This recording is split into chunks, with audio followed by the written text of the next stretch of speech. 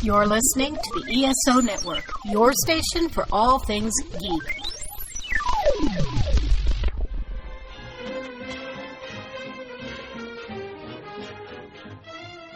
Hello, world, and welcome to Tales from Hollywoodland, a veritable feast of movies, television, Broadway, showbiz stories, news and gossip, with Julian Schlossberg, Arthur E. Friedman, and Stephen J. Rubin.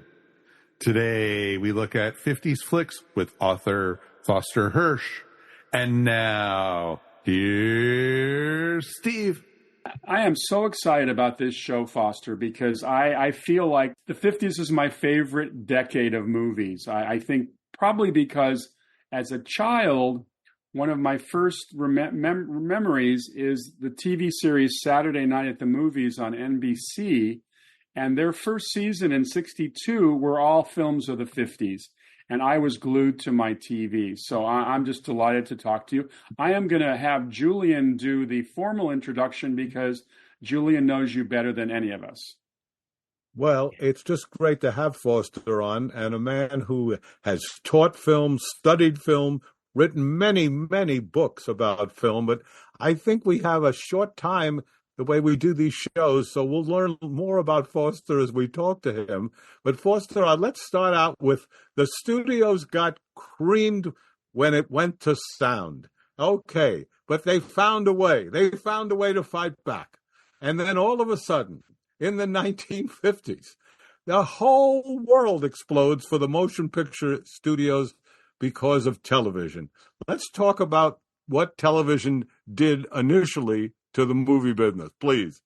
Well, as the end of my subtitle says, this book is The Collapse of the Studio System, the Thrill of Cinerama, and the Invasion of the Ultimate Body Snatcher, Television.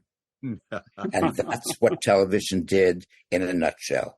It snatched that huge audience that went to the movies every week in the 40s, especially during wartime, when the weekly attendance was higher than it will ever be again. A big part of that audience snapped up, gone. The studios had to reinvent themselves to attract people back to theaters. So it was do or die, and necessity was the mother of invention. And in my opinion, the 50s was the most creative decade in the history of American filmmaking because the studios were under fire. They had to think quickly and creatively. Well, it's true. And we also have to point out that according to the U.S. Census Bureau, there were 90 million people going to the movies. And then it went down in the 50s to 60 million. And then it went down to even further to 40 million. So it went in half with television. But it wasn't just television, Foster. It was also the movement away from downtown theaters because people were moving to the suburbs. Isn't that right? The pattern of movie-going changed. In the 50s, and I'm old enough to have experienced this, we went downtown to see movies. I grew up in Los Angeles. We went to Broadway, downtown L.A., and there was one movie palace after another. But as people began to move to the suburbs, the pattern of movie-going changed. It moved to neighborhood theaters. The downtown theaters began to languish, and then it took a while. They ultimately closed. So the whole pattern of going to the movies changed. And by the way, Julian, as you know, there were no multiplexes in the 50s. Didn't exist, did not exist. We went to see a movie at a single screen theater, and I'm old school. That's the way I like it. Not only that, I would like to add, Foster, that when we were kids, we went to the movies. We didn't even know what we were going to see. Didn't matter, did it? It didn't matter. We were going to go. We knew on a Saturday morning there was going to be a chapter, cartoons, news, a matron with a flashlight hitting us on the head. And we went to see movies. And because of that, as I've mentioned before on this show, we as kids in our 8 and 9 years old would want to see the Three Musketeers. We'd see these great adventure wonderful. But every now and then there'd be something playing like The Snake Pit. And there was no ratings code. and in we would walk, a group of 8, 9-year-old kids to watch Snake Pit Well, or The Lost Weekend. you shouldn't have been allowed in the theater. But they had no ratings code. Arthur, that would have never happened in LA because we had kiddie matinees every Saturday with two science fiction movies, and they were watchdogs. They knew what their audience was. So you were obviously you were victimized by some freako who decided he wanted to show adult fare. No, wait, Steve, this was Lowe's. Are you telling me that when you went into the theater, if let's say Snake Pit was playing and you were 8 or 9, they would have thrown you out? No, they just would never play it there. I mean, the kiddie matinee pop. Well, not the matinees. No. I'm not talking about morning I'm talking about the afternoon matinee. Right. Was Lost Weekend, could have been Lost Weekend, could have been Snake Pit, could have been God knows what, but there was no ratings code, and we were never bothered by it. Well, we also should talk a little bit about with Foster the Paramount case, because that also affected the studios. Yes. And while people know that the Paramount antitrust case came in the 40s, it actually did not take effect until 1950 at the beginning. That's correct. The Paramount antitrust case was a case brought by the government against the film industry as being in restraint of trade, because they made films, they distributed films, and they exhibited films in their own chain of theaters. And that was considered a monopoly. And the antitrust case said the studios must divest themselves of their theater chains. And once that happened... Excuse me, boss, I just wanted to ask something. I was told, perhaps incorrectly, that they had to divest themselves of something, that they didn't say theaters, but that they all chose theaters. Is that right or no? No. It was specifically, they had to get out of exhibition. And they had to sell off their chains, which meant they no longer had a clear path from a production to exhibition, and it opened the door to independence. And that was the beginning of the end of the old studio system. So in addition to all the other problems that the industry had in the 50s, they were looking at the collapse of the studio system. And the studios began to erode. The old system didn't die off completely until the 60s. And that's the book I'm working on now, because that's like part 2 of the 50s. That's when the story ends. But ever since that time, we've been in the post-studio system. We call it 20th Century Fox or Paramount, but the current entities have no relationship to the old studio system from the Golden Age. Foster, wasn't the Sherman Antitrust Act, didn't that precede the Paramount case in 48? Wasn't that the precedent they established it on? I believe it was that. I believe that was the precedent. Yeah. That was the 1930s. Yeah, but they've been trying this case a long time. They've been trying this because they defined the industry as being in restraint of trade. It took a long time for this case to finally pass. And once it did, the studios understandably dragged their heels about selling their theaters. It was like cutting off their arm, and they knew it. It took a long time. The process was called divestiture. It took a long time. I think the only one that went quickly was RKO. I think RKO did it quickly. Well, RKO also died in the 50s, thanks to the mismanagement of Howard Hughes. By 56, 57, that was a dead entity. If I'm Roger Corman in 1949, it was a little before him, but if I'm Roger Corman in 1949 and I make an independent film, I could not sell that to any of Fox's theaters. Fox would not buy an indie film and run it on the Fox theaters. It would have been very difficult. You probably would have had to go to a side street theater, not a main important theater. And then United Artists, under the direction of 2 lawyers, Krim and Benjamin, started a new model in the 50s, which was open the studios to independent production. And I happened to work for United Artists in the 60s, starting in the 60s, and I was called into New York from Boston, which was where my branch was, and along with other branch managers, and sat before Arthur Krim, Bob Benjamin, Louis Nizer, Yes. And we were absolutely indoctrinated into what this consent decree was. You couldn't license one picture based upon another. You couldn't condition the price of it. We went through the whole thing, but which was fascinating because usually it's. Anyway, it was done anyway. It seemed to me in the future, if you don't buy this, you don't get that. But they said it in different language. They said in a different language, and they were very friendly to independence. There were no contracts. You could come and go as you wanted. You weren't tied to the 7-year contract. And so a producer could come, do a film at United Artists, and then move on. And everything was geared toward making the producer happy. So it was a haven for independence. And they produced some great films. The greatest of them is Night of the Hunter. Do you know that one? 1955. Robert Mitchum, Shelley Winters, Lillian Gish, directed by Charles Lawton, and produced by an obscure producer named Paul Gregory, who made this one great film and then made just another minor film and retired. UA was the perfect home for an outlier like Paul Gregory, and he produced a masterpiece. Probably couldn't have gotten done. Scary movie. Yes. Foster, did UA have as many theaters as the other major studios? UA had a lot of theaters. They did, okay. Yes, but they had no physical studio. Right. There was never a United Artists lot. So they probably had much less overhead. Yeah, that's what I was going to say. They didn't have the overhead of the major. They didn't have the overhead. Isn't it interesting? Paramount had the most theaters. They had Paramount had the most theaters. 400 theaters. And I think Paramount was the first to divest itself of its theater chain. I remember in the 50s going to the downtown Paramount, and they were always showing Warner Brothers films.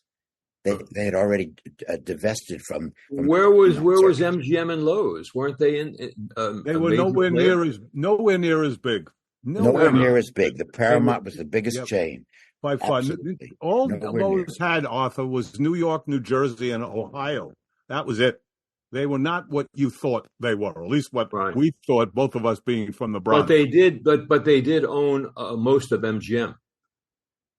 Well, Lowe's did, of course. Lowe's did own most of MGM. Yes. MGM was Lowe's Incorporated. Right. And when you watch Marty in 1955, he's always talking about the Lowe's Paradise. That Lowe's Paradise. Right? Isn't that your old neighborhood, Julian? I could walk to the Lowe's Paradise, the RKO Fordham, the Valentine, the Ascot, the Lowe's Grand, the Universal Theater, the University Theater, and the Concourse. But who remembers? I do. But the I University went to most of those theaters. Julian, did you go to Jan's for ice cream after a movie? Yes, but J.S. Crumbs. It was Crumbs that was more important than jams. Oh. I'll bet. Well, guys, United Artists, Krim and Benjamin, not only, as Foster mentioned, were two attorneys, very smart guys, but they made an incredible deal with the people left at United Artists. Griffith was dead, but Mary Pickford and Fairbanks and Chaplin, they said that we'll make a 10-year deal to buy you guys. We'll run it. In the first 3 years, if we make a profit on any of the movies, the first 3 years, we can buy the shares for $1 a share. And the first year, Sam Spiegel gives them The African Queen. Stanley Kramer gives them High Noon. They make the profit. It was an incredible deal that they made. An incredible deal, but under the stewardship of Mary Pickford and Charlie Chaplin, UA in 1950 was worth approximately nothing. Yes. They had let the studio go way down. Yes. So it was quite a story. I was really surprised about the MGM musicals. I grew up with them, as we all did, and I was so sure that they made a fortune when it turned out that most of them lost money. Most of them lost money. They were very expensive to make. And then Arthur Freed unit at MGM throughout the 50s began to lose personnel contracts weren't renewed. By the end of the 50s, they couldn't even cast a musical. Gigi is cast by mostly non-MGM talent. The last Arthur Freed musical, Bells Are Ringing, there's no MGM talent. It's Judy Holliday and Dean Martin. They had nothing to do with MGM. So it had fallen apart. And they were very expensive to make. So profit wasn't what one would have thought. My favorite, by far, my favorite director of all time, most eclectic, but my favorite is, not like many people, I'm sure, is Billy Wilder. Billy Wilder in the 50s struck gold virtually every time. From Sunset Boulevard to Stalag 17, Some Like It Hot, Witness for the Prosecution. I mean, he made his greatest movies in the 1950s. Yes, he did. And so did William Wyler, and so did Elia Kazan, and so did Douglas Sirk, and so did Samuel Fuller and Nicholas Ray, and most prominently, so did Alfred Hitchcock, who had a great winning streak in the 1950s. Yes. You're making my case for me. It was the greatest decade. Look at all these great directors at the top of their talent in the And Joe Mankiewicz. And Joe Mankiewicz. Absolutely, Joe Mankiewicz. Foster, speaking of Hitchcock, I always found it interesting that the only movie of his that did not be successful during that period was Vertigo in 58. Do you have any thoughts on why Vertigo was not a hit? Well, that wasn't the only one. He had a few other flops, actually, I confess, and he made his worst movie in the 50s, a comedy, except it wasn't funny at all, called The Trouble with Harry. Does that name ring a bell? Sure. John Forsythe. A truly terrible movie. Truly terrible. But it introduced the beautiful, talented Shirley MacLaine. That's true. But Vertigo, why was Vertigo? Any ideas on why Vertigo didn't hit? Because it's become such a classic. Vertigo did not do well in 1958. It's true. It's dark. It's about an obsessive, compulsive man. People, I suppose, didn't really want to see Jimmy Stewart in such a dark role. It was long. It was hard to follow. And then after 1958, its reputation continued to grow and grow. And recently it was voted by Sight and Sound critics the greatest film ever made, which it isn't. But it also didn't deserve its ignominious fate in the 50s. It was followed by another failure of Hitchcock's that we haven't mentioned, The Wrong Man, with Henry Fonda. Good movie, which is very downbeat, really depressing, no humor. You can't even tell it's by Hitchcock, really. And True story. It's a brilliant film. Yeah. And Hitchcock decided, after these flops of Trouble with Harry and The Wrong Man and Vertigo, I have to make a film that people are going to come out to see and enjoy. And he ended the decade with North by Northwest, which everybody liked. Oh yeah. In fact, I recently watched the 39 Steps for the first time. I missed that one, and I saw a lot of the tropes that eventually enter. Hitchcock had a favorite, the favorite idea of the guy who was caught up in something way beyond his scope. And it's kind of like North by Northwest is a little bit of a remake of the 39 Steps, but obviously much more sophisticated film. In a way, it's a remake of The Wrong Man. It's the same story, only North by Northwest is told with humor and wit and dash and color. And Wrong Man is very dark. But boy, when he made films like Shadow of a Doubt, Strangers on a Train, Notorious, he was as good as any director that ever walked the planet. Absolutely. But I would, part of my project in this book was to find discoveries that people don't know enough about. And I put Wrong Man at the top of the list.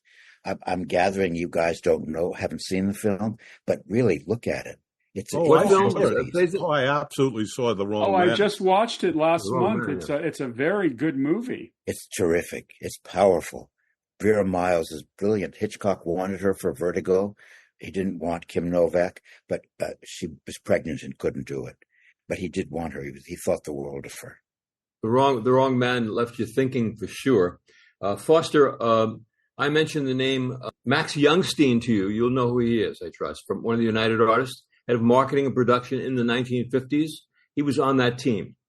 He was the guy. He was the guy who Stanley Kubrick came to for The Killing, and came to him off of a series of articles and pictures that he did in Life magazine. And Max was quite a guy. He really was. But The Killing, of course, gave birth later on to Paths of Glory. And what can I say? The value of UA as an entity is proven by the history of Kubrick, who started out at UA with two films that he later disowned, didn't even want to be shown, and they are bad. And then his third film, The Killing, was a masterpiece. So UA stayed with him and allowed him to do what he needed to do, and the result was one of the world's great directors. What were those first two films?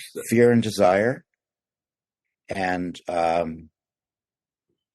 what's the other one? I never heard of it. Julian, did you? Fear and Desire? No, I didn't. I had it many times. Yes. Fear and Desire is a war film from 1950. You had it, yes. It was a war film from 1952, and it feels like a student project, and Kubrick was embarrassed and wanted all copies withdrawn, but that didn't happen. And then the second film was a film noir called Killer's Kiss in 1955, and that isn't really any good either. But those were juvenile work. And then his third film, The Killing in 56, is, I would say, the greatest heist film ever. It's a fabulous movie. What a movie. So Max Youngstein was responsible for those first two as well, wasn't he? Well, yes. But he stayed with, he obviously spotted somebody who had enormous potential. The first two films are awkward, and he thought, stay with this guy, and he was right. Yeah. One of the things that was so interesting about the 50s was the fact that while television knocked the movie business in America, most of the world did not have television in the 50s. It took a long time. And so foreign, for the first time, meant something. In fact, there was a movie MGM did. I mean, the average movie cost $1.5 million at that point. That was the average studio cost of a movie. MGM makes a movie called Quo Vadis in the early 50s for $7.6 million. The film ends up doing, listen to this number, $21.5 million. And 50% of that money is from foreign. So it was very interesting what happened in the 50s, because we knew about blocked funds, where countries would not let the studio take the money out of the country. They had to spend it there, which is one of the reasons they started making movies in Europe and other countries. But that film was such it was a real gamble on the part of Louis B. Mayer. And it turned out to be his last hurrah. He believed in the film. Nowadays, you couldn't produce a biblical epic like that. People wouldn't go. The taste has changed. But in the early 50s, if a religious film could make money, and you said it, Julian, worldwide. It had international distribution, and a lot of the profits came from Europe. And but people wanted to see a big spectacle, and it's a terrific movie. But poor Louis B. Mayer was fired from MGM in May of 1951 because he hadn't been turning a profit. And this film opened right after he had been deposed, and bitter victory. And then 2 years later, 20th Century Fox introduces its CinemaScope process with a movie called The Robe, which was a direct result of competing with television, right, Foster? Absolutely a direct result. First of all, you had to offer movie audiences an experience they couldn't get at home. That meant enlarge the size of your screen. That meant offer audiences a huge spectacle in color. And in 1953, that meant you could do a story of early Christianity and expect millions of people to be interested. Nowadays, you couldn't do that. It would just be a niche interest. Darryl Zanuck, who is in many ways the hero of my book, decided that The Robe would be the make or break film for his studio and actually for the whole industry. The Robe was a huge hit. It saved Hollywood. And it's a film that people don't know or don't seem to even want to see. I think it's beautifully made for what it is. You have to have a taste for the biblical epic. I do. I plead guilty. But you look at how the craftsmanship of that film, how well widescreen is used, and audiences went out to see it. It's the movie, literally, the movie that saved Hollywood. the road. And we the have process to meant say, a lot to that movie. The process of the publicity of the widescreen and CinemaScope. Fabulous marketing by 20th Century Fox. They sold CinemaScope to the industry. yeah, and as you wrote in your book about Cinerama, this was the only way to get people out of their houses, the movie business thought. Cinerama, cast of thousands, VistaVision, and remember the House of Wax in 3D. 3D. 3D. You don't want to forget 3D. We might want to forget it, but we shouldn't. Well, now there we have to disagree, Julian, because I like 3D. I plead guilty. When it's I ran to it. I think it's very effective. I did. It was just my eyes hurt at the end. All right, I'm gonna complain about that. I'm going to mention one film title from 1953. I don't know if Foster, it's in your book, but it's a movie called The Charge at Feather River. Yes. And to Guy me, Madison. Guy Madison. It has one of the great 3D moments where Frank Lovejoy, the great character actor, is attacked by a rattlesnake, and he spits chewing tobacco right at the screen, thus right at me. Yes, and Bosley Crowther, who was the critic for the New York Times and hated all new technologies, and especially 3D, said that was a moment of pure honesty because that's what the filmmakers felt about the audience. You know something, guys, that with all of these things, these problems that came about in the 1950s that we're talking about, and the different process of the success, CinemaScope, Cinerama, whatever. The fact is that in the 1950s, there were some great story-driven movies that succeeded. I mean, come on. Some that I've mentioned, The Sunset Boulevard, Witness for the Prosecution, All About Eve, Anatomy of a Murder was late in the 50s. 59. Yeah. These are all story-driven that had no gimmicks except great. And 12 Angry Men? Yes. It doesn't get better than that. No. Story-driven, dialogue-driven, character-driven in ways that we don't have today when we're inundated with special effects and Marvel comic blockbusters. Yeah, well. The studios have surrendered to the 12 to 24s completely.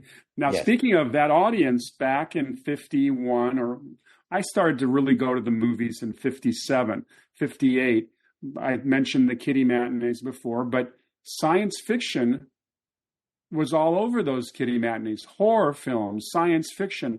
That was a big deal. And I think the studios finally gave it a little bit of a nod. Most of the science fiction movies I saw in the mid-50s were from Roger Corman, from Samuel Arkoff and American International. But the studios would occasionally do a big film. Forbidden Planet from MGM in 56 was a major hit, as was The Day the Earth Stood Still from Fox in 51. And then you have Invasion of the Body Snatchers, which is partially in your title, from 56, and The Fly from 58 from Fox. Wait a second, Steve. You got to mention The Thing. What year was that? Also 51. And you have to mention them about the giant ants, which is a really intelligent, which is my all-time favorite film. That's a great film.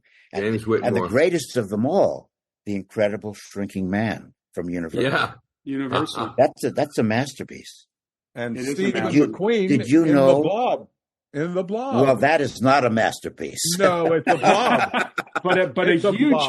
But a huge hit for Paramount that year. A huge hit for Paramount. And Paramount didn't do much in the way of, quotes, exploitation titles. That was a departure for Paramount. They had a huge hit. But that one hasn't stood the test of time in the way that the other titles you mentioned have. Invasion of the Body Snatchers is a great mid-century metaphor and parable. It's so much about Well, if we're going to talk Red about Menace and communist takeover. Well, exactly. And that, of course, was also very rife in the 50s, the attack on Hollywood by the House Un-American, which had started in the 40s, late 40s. And then 51. There was a second wave of it with 51. Right. And it came in two waves. Yes. Yeah, I was just reading an article about Edward G. Robinson. Edward G. Robinson's career was in shambles until C.B. DeMille hired him to play Dathan in the Ten Commandments in 56. It brought him back into the limelight. And then I guess by the end of the decade, Otto Preminger and Kirk Douglas were able to get Dalton Trumbo's name into the credits for some Yes, film. the blacklist did not end officially until Otto Preminger gave Dalton Trumbo screenplay credit for Exodus. And then 9 months later, Kirk Douglas gave Dalton Trumbo screenplay credit for Spartacus. But it was Otto Preminger who broke the blacklist. And you wrote a wonderful Foster? book on Otto Preminger, didn't you? Write a book I on did. Otto? I know my Otto Preminger. Yes, Did you get to know Otto Preminger at I all? wish I had. I saw him only once when I saw him screaming at somebody. That was it. I spent a lot of time with Otto Preminger. I did. And he was at Columbia Pictures, 711 Fifth Avenue, had his offices there. I'd pick him up, we'd go to lunch, and we'd have stories. And he got to like me from the radio show I did, and I got to like him because he was so outspoken. And despite the fact of a tyrant in many ways on the set, off the set, he was so much fun and so self-deprecating about his movies. And he called me one day when I was at the Paramount. I want you to read a new script. And I said, oh, thank you. I'd love to. And I got the script and I read it, and it was just awful. I mean, it wasn't just bad. It was lousy. And I'm taking notes and I'm writing them all down. And I'm really a little afraid to call, but I call anyhow. And I say, oh, Otto, I read the script. What do you think? What do you think? You know, and I said, well, I think I have a few notes I'd like to give you. I don't want any notes. I want no notes. I said, okay. And that was that. He made a movie called Rosebud. Oh, all right. Well, that was written by his son with Gypsy Rose Lee. Eric Lee Preminger. Yeah. And oh boy. Otto was a lover. Julian, he was a lover. He loved to love. Dorothy Dandridge. Julian, did Otto ever communicate to you what his favorite film of his was? No, but he loved Laura, probably. He sure loved Anatomy of a Murder. He was. I mean, that. I think that's the one that was closest to his heart because he was a lawyer. He was trained as a lawyer, and he loved the American legal system. So he loved our system of law and jurisprudence. Foster, tell us a little bit about his up and downs with Darryl Zanuck and how he became the director of Laura. He was not the original. He was not the original director at all. It was Ruben Mamoulian. But Otto Preminger had lost his temper with Darryl Zanuck. Not a good idea if it's your boss that you're screaming at. And Darryl Zanuck banned him from the studio. So Otto had to go to New York and directed some plays. But Darryl Zanuck was a very fair guy, and he actually allowed Preminger back to Fox. And he said, I really like this script. Didn't he get back to Fox while Zanuck was overseas? Well, yes. Yes, he did, actually. Yes, you're right about that. But when Zanuck came back, he didn't expel him. He said, I like one of these scripts you're working on, Laura. I think it's really good. You can produce it, but you cannot direct it. And then over time, Otto convinced Zanuck that he would be a better director for the film than Ruben Mamoulian. He said, I know these society types, how rotten they are. I've grown up among them. Ruben is a nice guy. He doesn't understand them. And Otto said, okay. Zanuck said, okay, direct it.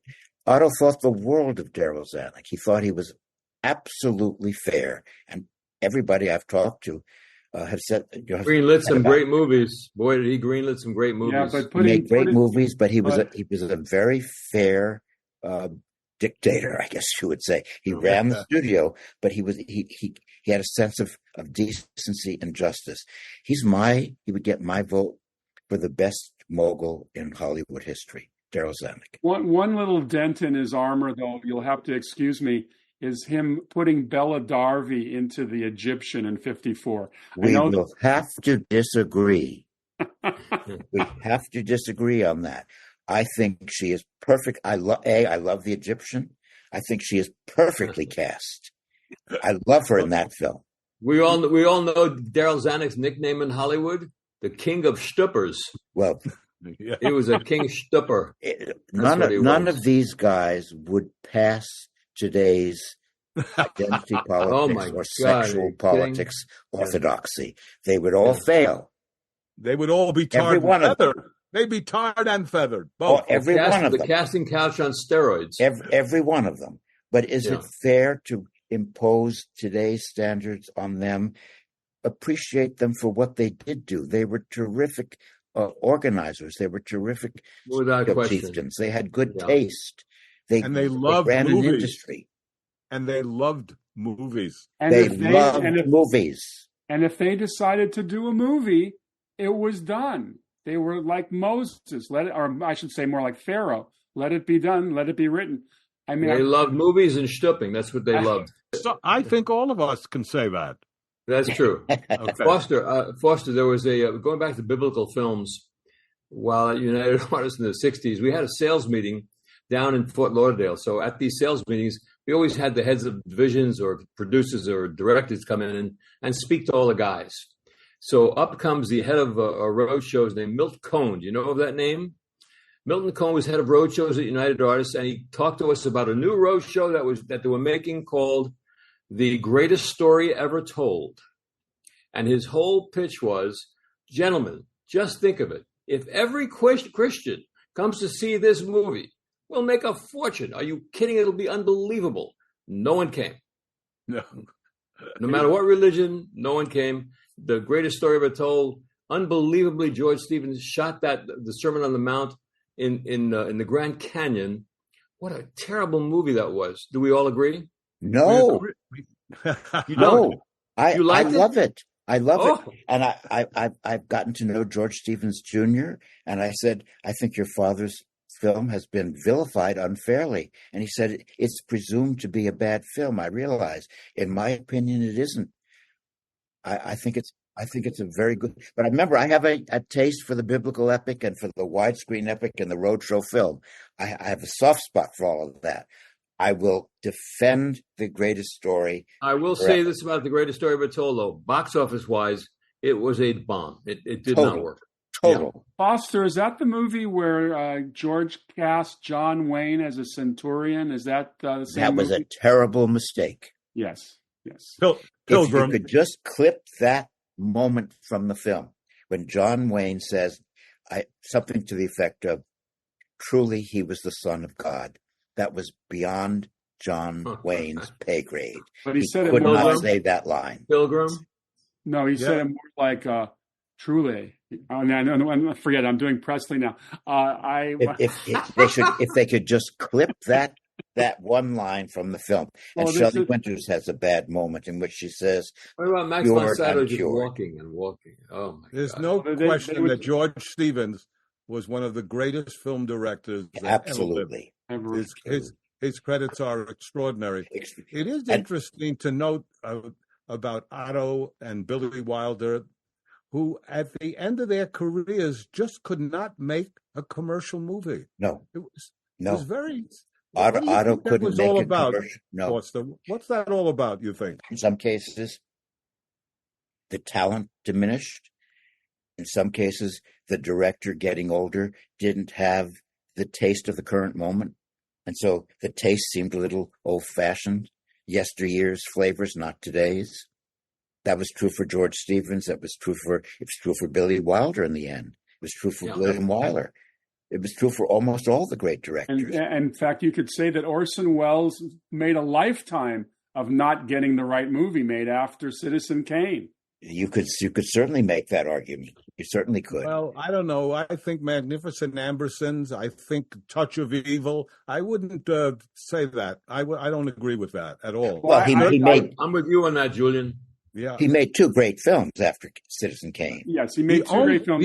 The only person that I know of off the top of what's left of my head was John Huston, who made Prizzi's Honor and The Dead as his last two movies. And while The Dead didn't do business, it's a brilliant movie. Yes, and Prizzi's Honor did both. Did business, and it's really good. But John Wayne is the exception to the rule that we're Huston. John Huston.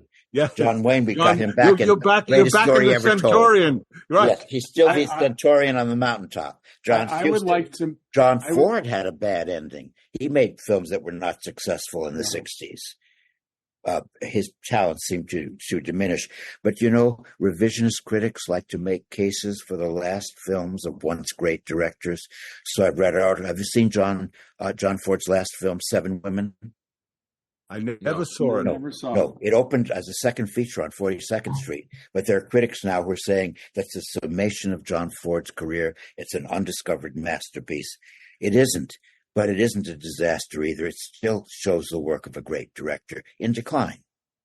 If I may, I'd like to go back to the Capper story, to the greatest story ever told, with these 100 people in attendance. The movie gets screened, and all you can hear every 10 seconds, no pun intended, during the screening of the greatest story, all you could hear from was different people saying, "Oh my God, oh my God," looking at this thing, and my God, it just, with all due respect, to me, it was really very boring and tough to watch. Well, I'd like to mention a title for me that, in a way, changed filmmaking techniques because it went outside enormously, which was The Bridge on the River Kwai from David Lean in 1957. I mean, I know there had been movies like The African Queen that had gone on locations, but Bridge on the River Kwai seems to have been a movie that transformed Hollywood in a way, and more people started to go on locations rather than using sound stages. And arguably, Steve, the greatest movie ever made, arguably. But I would rate it, if it's not the greatest movie ever made, probably in the top three to five greatest movies ever made. Bridge on the River Kwai. Yes. It's a fabulous film. Yes. It's a great film. But do you know it isn't as well remembered as it should be? I'm not People of our generation remember it, but the younger people, I'm still teaching, so I know what the students are thinking about and what they know and don't know. That's a title that rings no bells. But Foster, if they saw it, it would stand up. I mean, I show it in class, and it has held up every time I've shown it. Every time they all agree this is a powerful film, and they said we'll never forget it. But they didn't know it. They had to be introduced to it. It was not a title. That's probably everything you're doing. They don't know that you have to introduce them to. It's sad. Yeah. They don't care about anything before they were born. What did they know of the 50s, Foster? What do they know of the 1950s? What did they recognize? Everybody recognizes James Dean. Yeah. The kids know that name. Most of them have at least seen Rebel Without a Cause. And when I showed James Dean films, I asked, do you relate to him, or does he seem dated? Is his method acting style seem like something from yesteryear, or does it seem contemporary? And every time they say he feels like one of us. He does not feel like somebody from the past. We identify with him. We see him as a current figure. He could be one of us in this classroom. He doesn't seem dated to them. Yeah, well, he did get into the ethos. He formed a life of his own. James Dean is also Marilyn Monroe, Elvis Presley. There are those names that they know Marilyn Monroe. Although one student said to me, "I was surprised to learn that she was an actress. I thought she was just famous." That's the Kardashian years. That's what famous for being famous. That's right. Famous for not having any talent. No, just famous. Yeah. You started the conversation, Foster, by talking about the 50s, the fact that television made the big inroads and the studios were running from that influence. Look at today, how things have not changed a bit. I mean, once again, the studios are dealing with streaming. Now, they own some of the streamers. It's a little bit different now, but people are not at least people older than 40 are not going to the movie theaters. All of us here are big film goers, and I think we can count on one hand how many times we've gone to the movies this year. And do you see the parallels? I certainly see the parallels. I say in my book that the 50s were the most turbulent period in American filmmaking. But then in my epilogue, I say the most turbulent until 2020. The decade we're dealing with now is by far the most turbulent in American filmmaking. Will there even be theaters 10 years from now? What will the exhibition pattern be? Will streaming take away any kind of theatrical audience? No, it won't take away the event film, Foster. The event film is here to stay. They'll just create different event kind of things.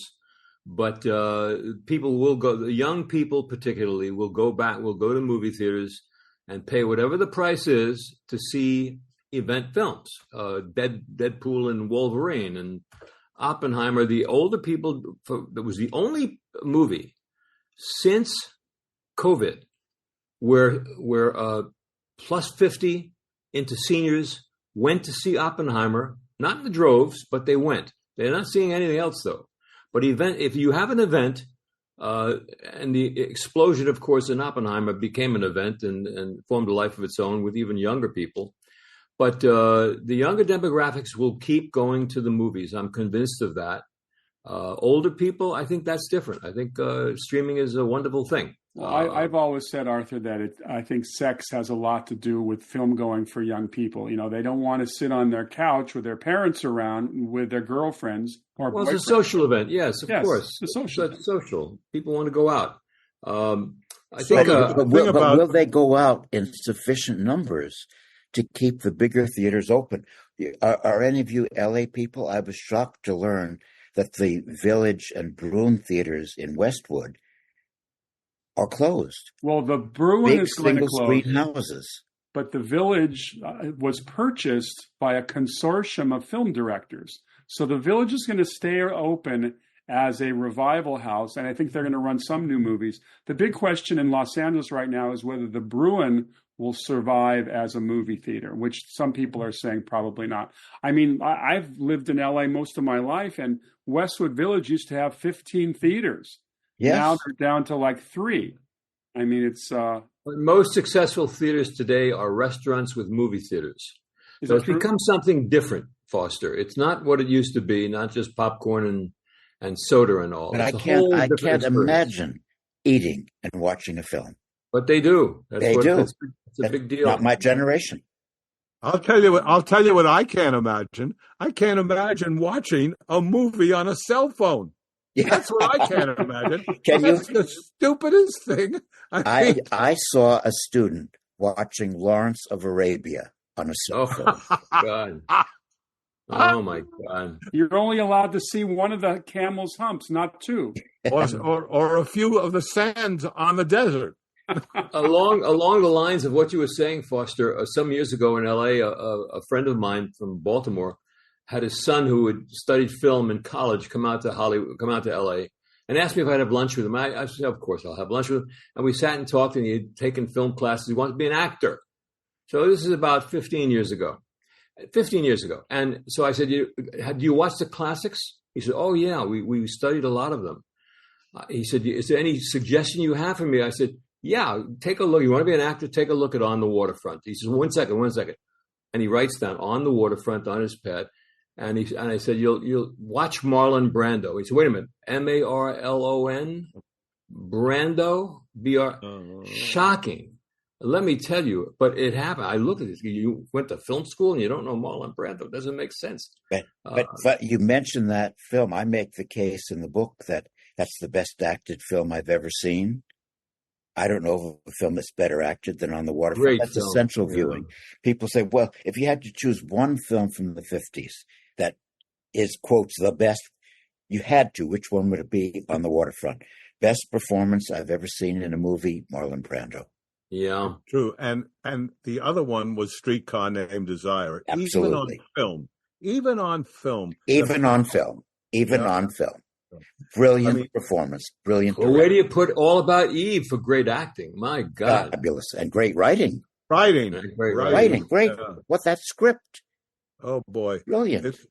I've seen 12 Angry Men probably 1,000 times in pieces because anytime I do go by it on television, I have to keep watching. There you go again. The special effects with dialogue, and the entire set was that room. And it holds you. And it's brilliantly directed, acted, written, and it doesn't seem dated at all. Yes. Yeah. Well, to tell you that Kazan told me an interesting story, Foster. As you may remember in On the Waterfront, Brando was walking and kind of wooing Eva Marie Saint. She drops a glove, and he picks it up and kind of fondling it. It's a little sexual. And I said to Kazan, did you tell Brando to do that? He said, I did not. It was not supposed to happen. He said, here's my contribution. The cameraman said, I'm going to cut. And I said, I'll kill you if you cut. Absolutely.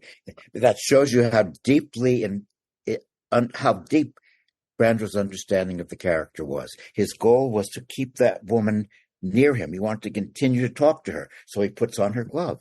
That keeps her in the conversation, doesn't it? Oh, yes, he understood the goal of the character, the inner life of the character. We've been talking now for almost an hour. We haven't yet mentioned a movie coming out of the 1950s called Singing in the Rain.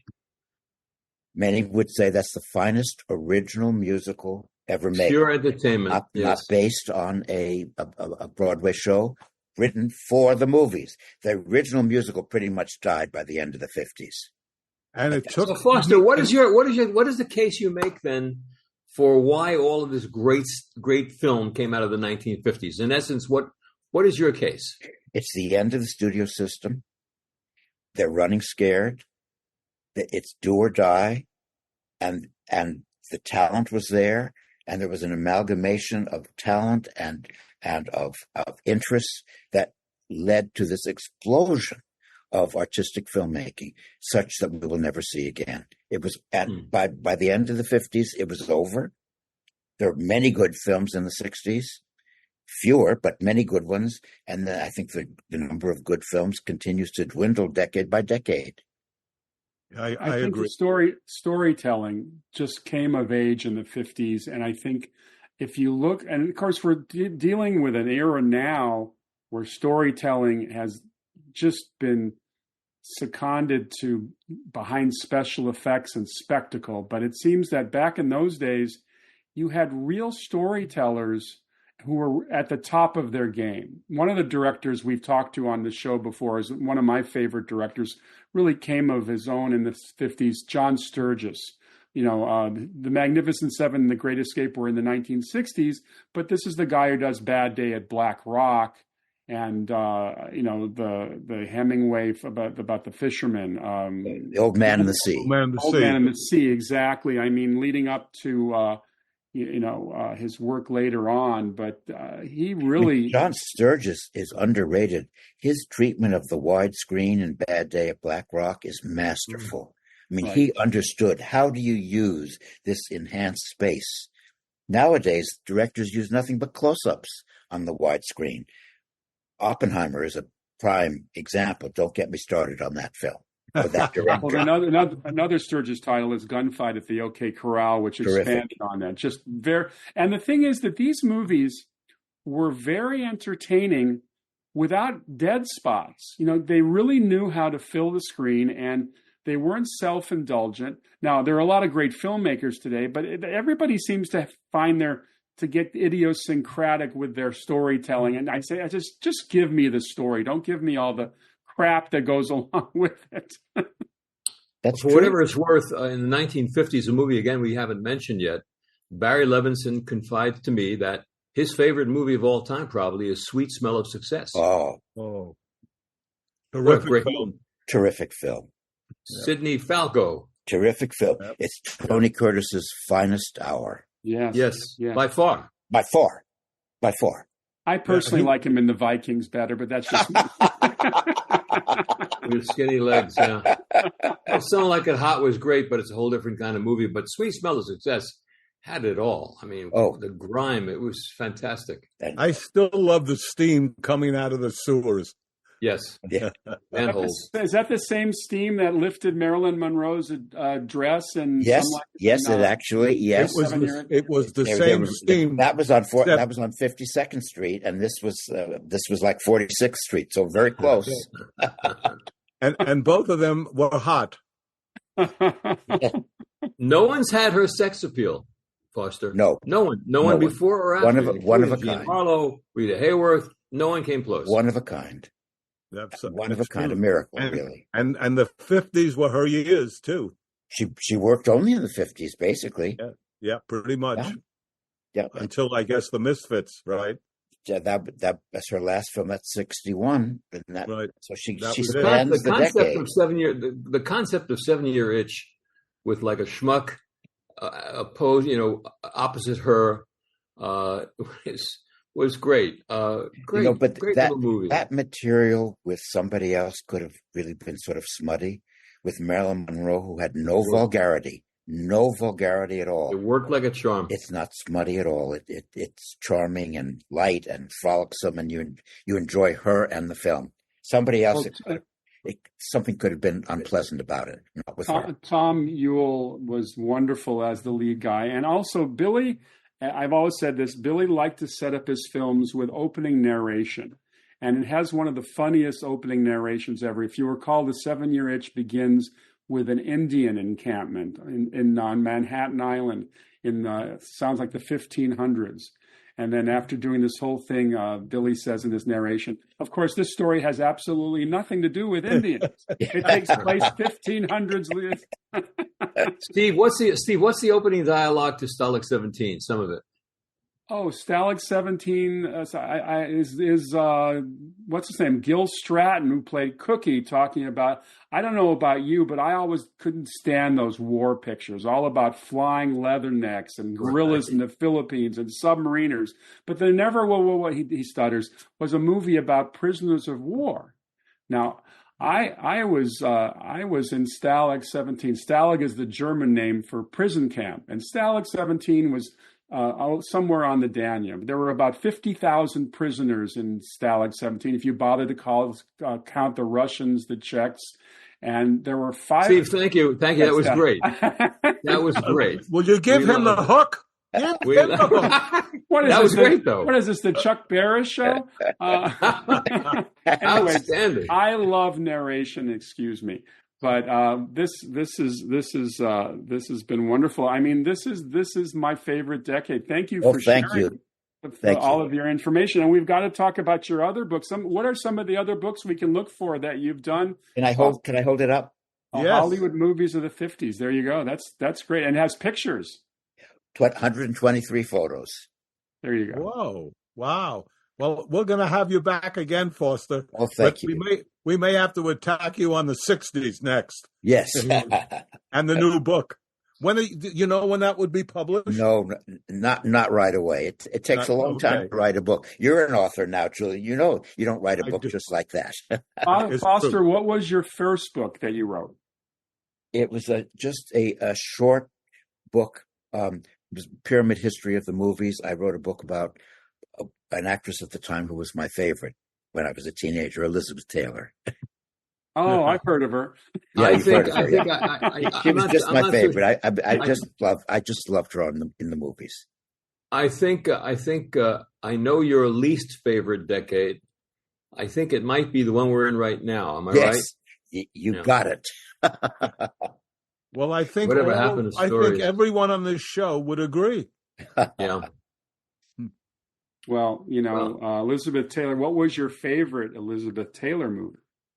She's great in A Place in the Sun, Suddenly Last Summer, and Virginia Woolf. Fabulous and giant. I'm a fan of hers from going back to Ivanhoe, which was another epic in the 50s. Yes, it was. Yes. And that was a case where they were using some of those funds in England that were blocked to shoot an epic in Ivanhoe. I think we're going to turn the stage over to Mike. Mike has a few announcements.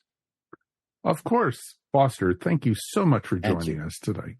Thank you. You have reached the end of the episode of Tales from Hollywoodland podcast. Always remember, we couldn't do this without you.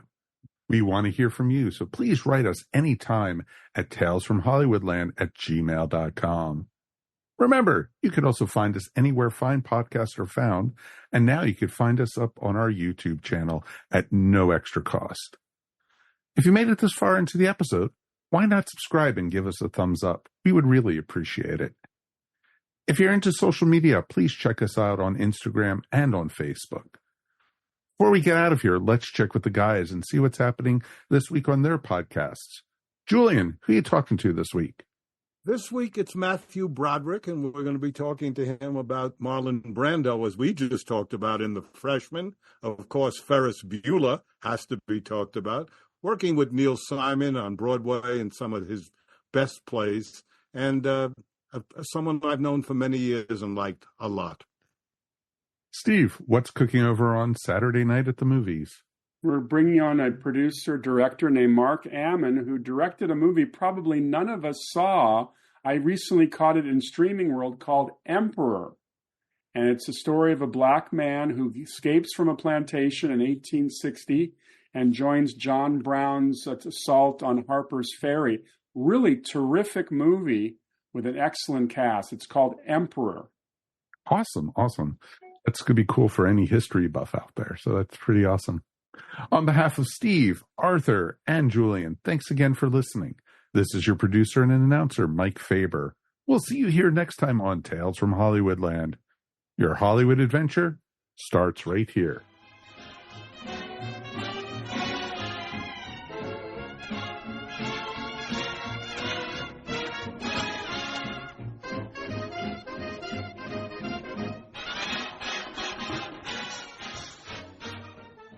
Oh man, there's so many new movies and TV shows out. How do I decide what to watch? Well, you should check out Cigar Nerds Podcast. They discuss all the latest movies and shows. Wow, but also I need to keep up with the latest cool things that are coming out as well. Don't worry, little Billy. They also cover the latest in nerd and pop culture news. Wow, thanks, radio voice guy. Where do I find these nerds? That's easy at cigarnerdspodcast.com. This has been a broadcast of the ESO Network. Be part of the crew and help support our shows by donating to our ESO Patreon or by shopping at the TeePublic store, which can all be found at www.esonetwork.com. The ESO Network, your station for all things geek.